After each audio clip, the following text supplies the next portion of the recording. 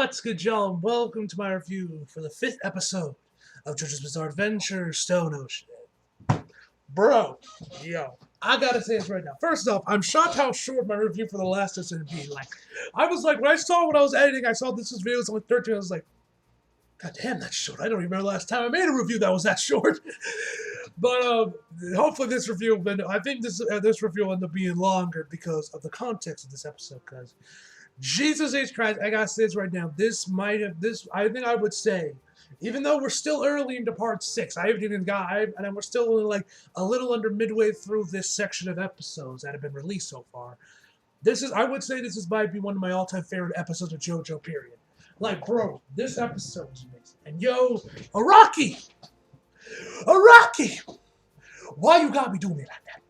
Man had me reeling. I'm like, no, man, come on now. It's too early for you to stop killing people. Come on, man. We ain't even hit double digits yet. Come on, man. Why you gotta kill my man JoJo? But it looks like by the end of the episode that JoJo is maybe technically dead, but he's still alive. Kind of, once they get the CDs back from him and they re-inject them into JoJo. But woo, that whole section, your boy was reeling. But yo, also shout out to Kira, man. Her voice acting there was phenomenal. I love Matthew Mercer. Shout out to both of them, man. Both of them gave me amazing performances during this episode, man. So shout out to them. But bro, woo, your boy was reeling, man. And JoJo in this episode was fucking amazing, man. GOATaro appeared in this episode, ladies and gentlemen. But anyway, enough me rambling. Let's just jump right into the actual episode. So we start this episode off about where we think we left off last week. You got Jolene going through a table, JoJo's out on the floor, and like they're trying to figure out, like they finally realize that now they're obviously that the room is like melting or whatever, and they're obviously trying to figure a way out. So Jolene tells JoJo to use his stand Star Platinum to open the gate. To like use it to like punch the door to like open up the gate, which he does. He punches the wall, breaks up the circuit boards and everything, and then the door opens, and then JoJo starts to push it open as you know he's doing weekly. Of course, the room is melting. They got like shit all over them. They're also very weak. But then JoJo notices. He's like, "Hey, wait a minute. What's going on here?" He's like, "Wait, what did you just say? You said Star Platinum. I never told you what this is obviously what he said," but like he like realized that he never told Jolene what's that the name of his stand is called Star Platinum. So how would she know that's her stand? That's his stand's name. As he said, that would be inconsistent. This is still a dream. And then we get like this really cool transition effect where we just see like that melting kind of thing just go over the screen multiple times. We just get various clips and shit from what we just saw before we then, or finally then, from JoJo anyway, finally then brought back to actual reality, the real world, no more dreams within a dream, Inception type shit. So this was Inception before Inception. Because you know part 6 came out back in the 90s, but like so now that they're now both in reality, and Jolene used the threads to obviously wake JoJo up, and so then they kind of keep talking as they try to figure out what's going on. They mentioned something about like it was like what like JoJo mentioned because they were like in a dream within it, that she asked Jolene if she was also dreaming. She said she was in a nightmare. He mentioned something about like was watching a movie, and Jolene's like, if only we had some popcorn, it'd be perfect. And I'm like, ah. And actually, fun fact, when I was watching this episode, I was actually eating pizza rolls while I was watching it, and also got some of those stir-fry cup noodles. You guys know I'm always eating during Toonami when I'm doing the Blade Runner reactions. But anyway, so after that's all done with Joel, so after they kind of figure out what they're gonna do, he asks Jolene to summon her stand. And so Jolene first says she can't do it because you know she stabbed her false trip, but then he's like, come on, just like get in like little clumps, like in a clump or something, whatever. So she manages to finally summon Stone Ocean, and then JoJo starts telling like, oh, you know, bring her a little bit more to the left, to my left. It's not ideal, but this should help us get up. So you know what my man does? You want to know what my man GOATaro does here, ladies and gentlemen? This is fucking hilarious. My man straight up punches. This man straight up punches Stone Ocean with Star Platinum, obviously, yeets Jolene into the fucking wall next to the door, once again breaking up the circuit board so that the door opens, and then just Jolene is like dragging herself out of the room. She's like, you bastard! This irritation I'm feeling, this anger, this irritation I feel. There's no way this is another dream. This is reality. And as Jolene's dragging herself out and like saying "you bastard" and shit, JoJo's like, "Now drag me out." And then once we see it, after she's done ranting and raving and like and chewing JoJo, calling him a master and everything, she then starts dragging his ass out of the room. So after Jolene drags out JoJo, then Jolene actually drags out the guard as well, which I was actually kind of surprised by that one because I thought she would just leave the master to die. But then they keep going, and we find out more about, and of course the sirens are going off. They're like, "Oh, 2 guards coming out of the visiting room," you know, blah blah blah blah blah. So then Jolene JoJo'taro rather, gives Jolene this map.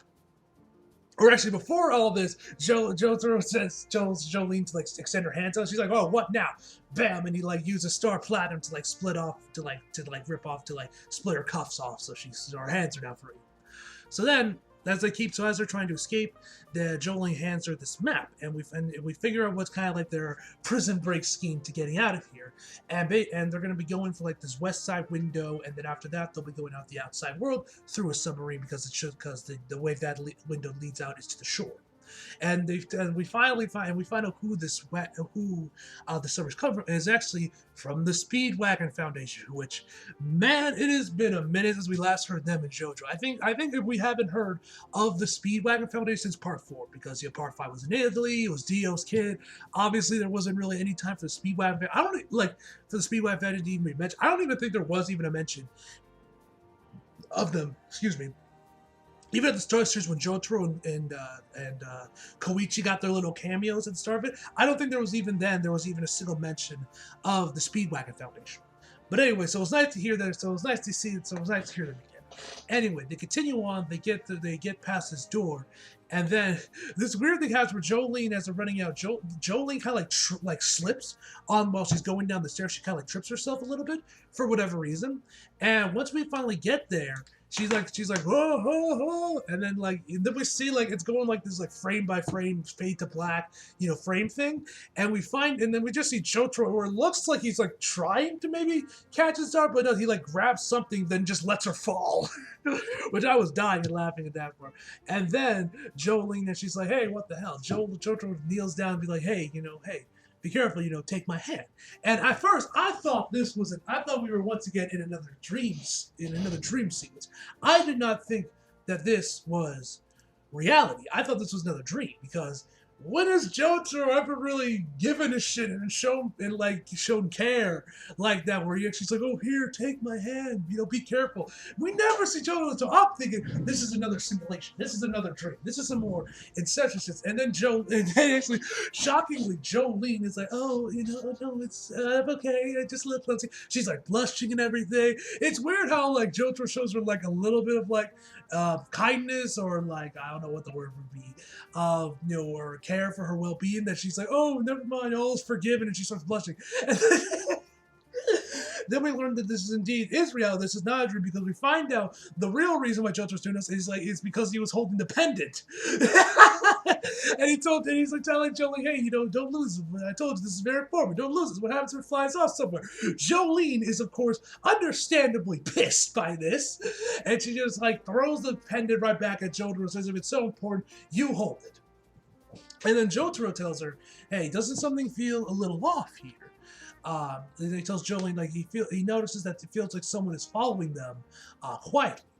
And so he tells Jolene to like go take cover. JoJo gets behind the cover, and then we see this guard be like, oh, nothing here. So let's keep going. Then another guard's like, no, this is obviously the door has been like bent backwards because of Star Platinum.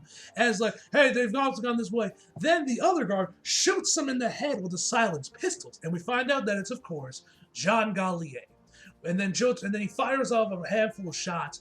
They like ricochet off his stand, which is the same as we saw in the dream sequence in the last episode. And they like ricochet, and they're all going towards Jolene. And so Jotaro's like, oh, wait, is this a dream? And then he's like, no, this is real. This actually happened. And uses the world to stop time. And then he finds that there's actually another stand behind him, which we later find out the stand name is Pale Snake. I at first thought this might have been like Dirty Deeds done dirt cheap because the design looked a little similar, but no, that's a different stand for part 6. But anyway, and we actually saw this at this stand earlier on in the episode where we can see like its hand coming out of the door once Jotaro and Jolene managed to sneak out. Now at first I thought this stand was somehow connected to like Dio because his voice sounded very similar to Dio's voice, to his dub voice, to Patrick's voice, the dub he gave for Dio. But no, but then after we saw the design, obviously it's no connection to Dio. I thought it might have been like, I don't know, some kind of like conjured up version of him, like, I don't know, the mud, this fucking like mushy stand somehow like recreating Dio or something, like some mushy clone of it or something. I don't know. But at least to me, I don't know if y'all thought the same way, but at least to me he sounded very similar. Anyway, after all of that, the stand swipes at Dio, at Jotaro, and these 2 CDs come out of it. Now, I'm a little bit familiar with these CDs in part 6, and I kind of know how they're going to work later on in the series from other videos I've just watched over the past couple of years from other YouTubers, from other like JoJo YouTubers, but I barely remember. But anyway, so we get these 2 CDs come out of him. He grabs them, and then Pale Snake is on his way. Now 2 CDs came out of Jotaro. I at first thought and Jotaro mentions like only 1 stand per person, so I thought that maybe because Jotaro has Star Platinum and also Zaworldo with the time travel shit, I thought the second one was like going to be like have like Zaworldo's picture on it with Star Platinum, but no, one just has Star Platinum on, the other one has Jotaro's face on it. So maybe one just stand powers, the other one is like his soul or something. I don't know. But anyway, once the CDs are gone, Jotaro is like, we see like this massive like blood splash on the wall as Jotaro's like sliding against it and starts to fall, and then Jolene hits like the bars against like by the window. Obviously mentioned like, hey, we're close to the shore, let's go. And so then Jolene tells her to take the pendant. That it actually has like this bead that where it has like a homing device on that can track out the submarine will be able to track its location, knows you automatically. The Steve Wagon Foundation will go after you and take you to a secure location, yada yada yada. And then Jotaro's like, don't worry, I'll catch up. You know, the whole like, I'm dying, but I'm not gonna tell you I'm dying. Don't worry about me. Go, you know, thing. And at this point, I'm starting to get a little concerned, like, yo, is Jotaro about to die or something? And Jolene mentions, of course, like, about the CDs, what they take from him. And then John Gully tries some more shots at him. And then Jolene actually uses her threads to like curve the bullets around her and have them go in various different locations. And then they actually end up going into the barrel of the gun. And John Gully, what the hell is this? Tries to rip it off. But then Jolene wraps more threads around him, around his legs, and you get him spin around all over the damn place.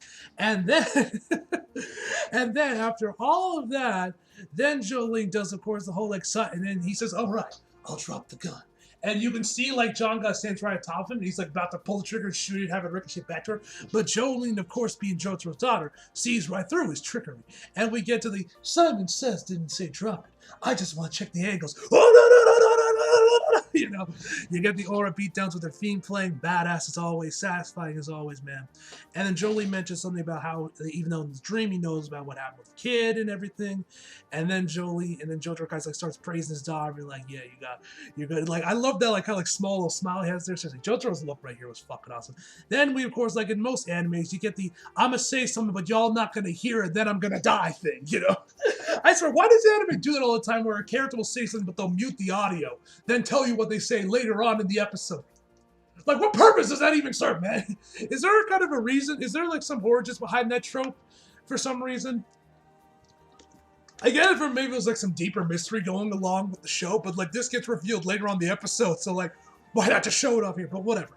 Anyway, and then Jotaro's is like draped over the wall. His head is leaned forward. The shadows covering his eyes. You got the sad violin music. Now is when my heart starts to beat faster, and I'm like, no, surely Araki's not going to kill Jotaro in the 5th episode of part 6. Surely not. Please, Araki, don't stop killing characters this early. Please, man, come on, at least warm me up first.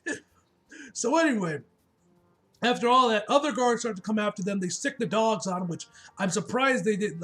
I look at the dogs, like there's only one Rottweiler on there. The rest of them are just other dog breeds I don't recognize, which I'm surprised by. You think they would all be like Rottweilers or German Shepherds or something, the big dogs that will fuck you up with their bite.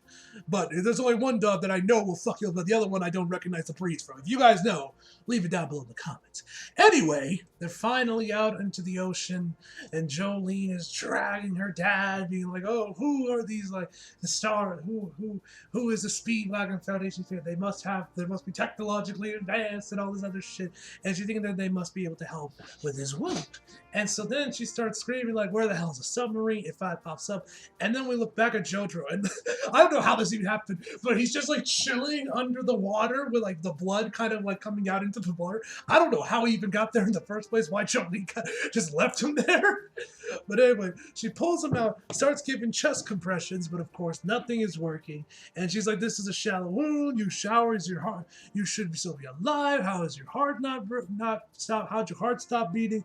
And here with the music swelling, which well, I must have the music here in this episode was amazing, but Christ, the music was awesome. If only Rocky was, I could have preached him out if Rocky wasn't stabbing me in the chest while I was playing, So, and like I said, Kira's performance here was fantastic. So she eventually, the catch thread don't work, and she screams out there, and obviously the shot they chose her was obviously ripped right from the manga. You could tell just by looking at it that this was a manga panel that Dave Production just took and threw it in here, which it looked amazing. But yeah, so then after all of that, and my heart is sinking, and I feel and depression falls over me as I'm like, "Hey, a Rocky Lil just killed off my favorite character. We're not even 10 episodes in, and he's already killing off my favorite character. What the fuck?" But I'm also like, surely he can't be dead. Surely this is like surely a Rocky's pulling a fake out or something, which when we get to the later part, once we get to this part of the episode, it looks like it is. So anyway, the guards started catching up there. They're like, "Oh, hey, where is she? She's over there." And then Jolene turns herself in, and the guard one of the guards is about to shoot her, even though she has her hands up. The other one's like, "Whoa, calm down there. She's surrendering. She has her hand up. She's unarmed."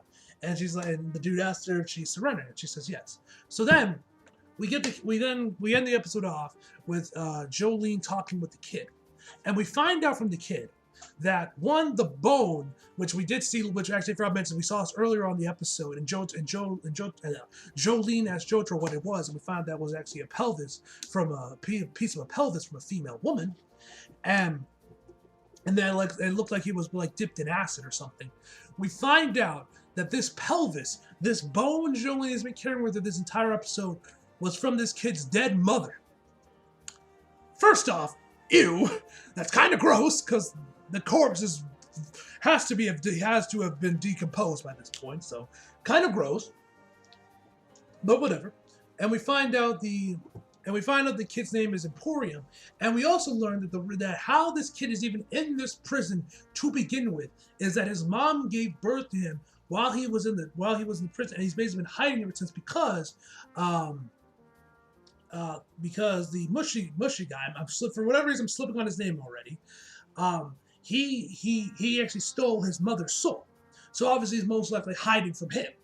And so Jolene is going back into the prison because she knows that he went back into the prison, not outside the prison, went back into the prison so she can obviously get the CDs back of JoJo's, so obviously to, of course, revive him. And that's probably what this whole arc, and I wouldn't be surprised that's what these 12 episodes go over, is like the arc within the prison, and when we get to the last, and we get to episode 12 is when she finally breaks out of prison, JoJo's been revived and everything. That's my assumption, that's my prediction. I don't know for sure, obviously, but because I haven't finished all the episodes yet, but I guess we'll find out soon enough. But anyway, so that's what we find there, and then we end this part of the episode with all like 10 guards or whatever. It was like 10, 15 guards all pointing their guns at Jolene.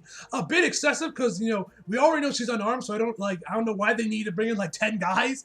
I think 2 could have been enough, but whatever. To be fair, this is a prison.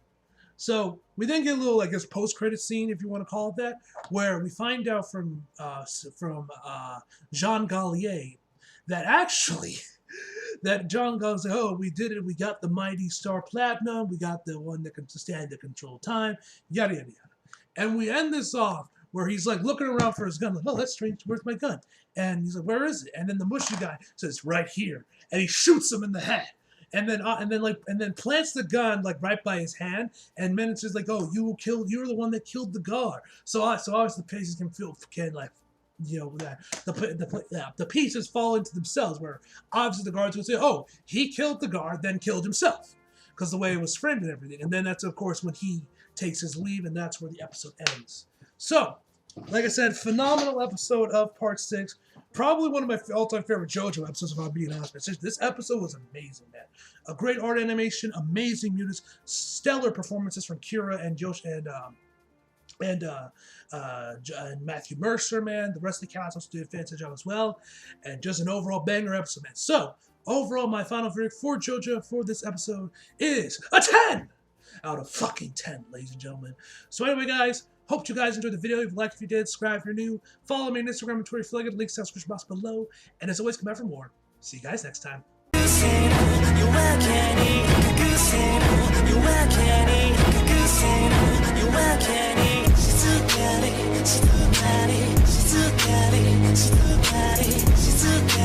She's